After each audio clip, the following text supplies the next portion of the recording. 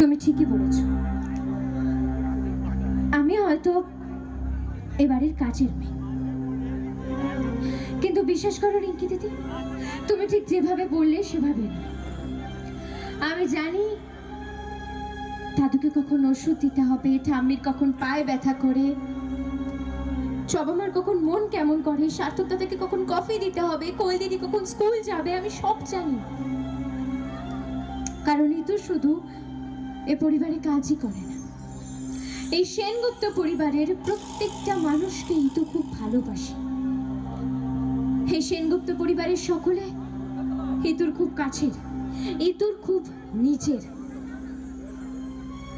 আর হ্যাঁ রেখে দিদি, আজকে আমি অনাথ বলে, আমি পড়াশোনা জানি না বলে, আমার কোনো পরিবার পরিজন নেই বলে তুমি আজকে আমাকে এত অপমান করছো, এত ছোট করছো।